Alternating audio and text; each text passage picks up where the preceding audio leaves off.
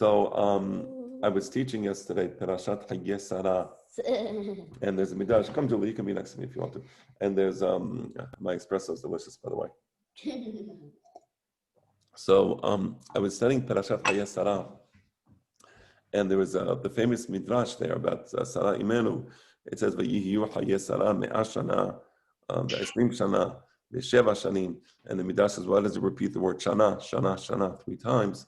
And he gives a very unusual answer. Bat me'ah shana kebat esim lachet. When she was 100 years old, she was like a 20-year-old for le'inyan chet. Ubat esrim shana kebat sheva layofi. When she was 20, she was like a 7-year-old for yofi. And Sheda asked a question, and the question is so correct. How can you say that when she was 100, she was like 20 for a sin? That's not a good thing. And when she was 20, she was like 7 for yofi. Yeah. That's not a good thing. I would have thought the opposite. Exactly.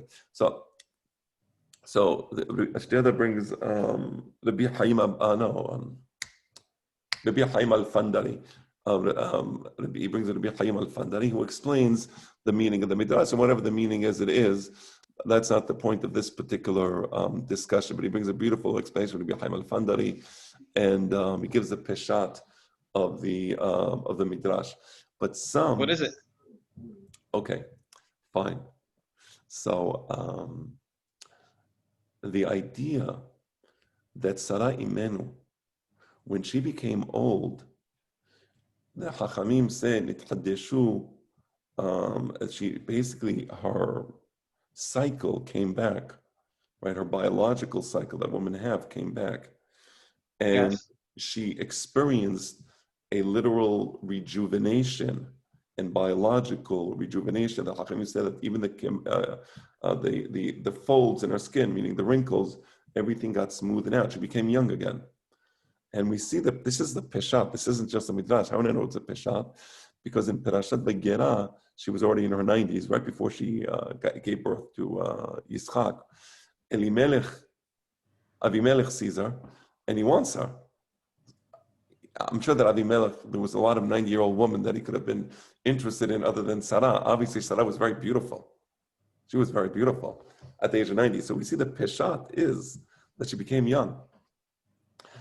And here's the thing, when a person is older, when you're older and you have a certain Yetzer Hara and the ability to do avonot, you're a little more cynical and you're a little less restrained. This is my explanation, by the way. It's not exactly what Rabbi Haim al-Fandari says. You're a little less restrained because now that you're older and like you get the ways of the world, you're more willing to do avonot. So he says when she was 100 years old, she had the Yetzer Hara of a 20-year-old. And yet the same way when she was 20, she made no avonot.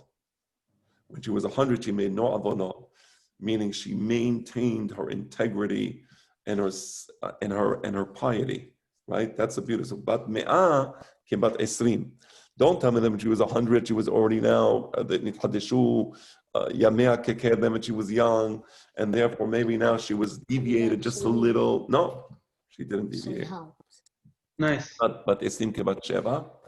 But they think about Sheva because we're not talking about physical beauty. Nobody looks at a 7-year-old and says, oh, she's physically beautiful, except for deranged people, right? Okay, without need to elaborate on that. But the beauty of a 7-year-old is in her innocence, not in her physical appearance. So when the lady becomes older, and now she's 20, she doesn't look so innocent anymore, does she?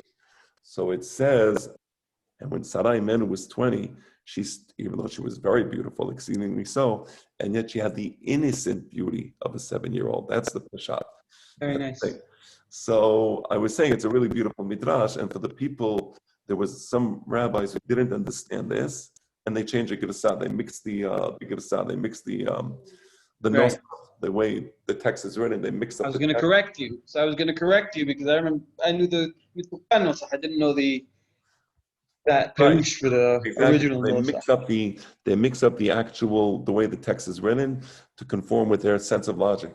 So they say, Hachi Garsina, we changed the text. And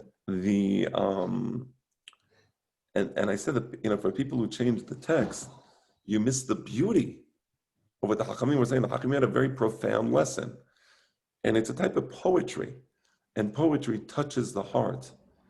And if you're going to change the text and mess up the poem, it will never touch your heart. So it's a beautiful midrash. But I said the methodology of Achi Garsina.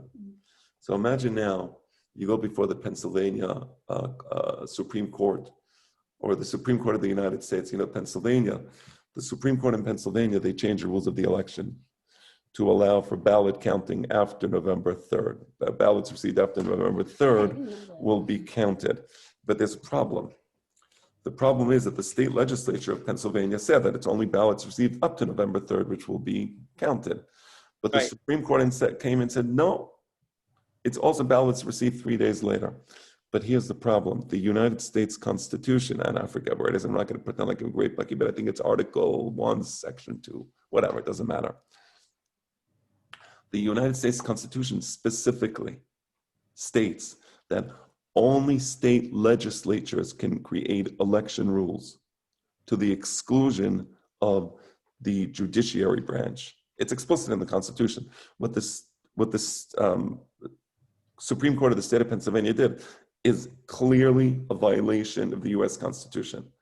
And I would be surprised, by the way, if the Supreme Court of the United States doesn't strike down what the Supreme Court of the state of Pennsylvania did. They must strike it down unless they're scared because they don't want the consequences.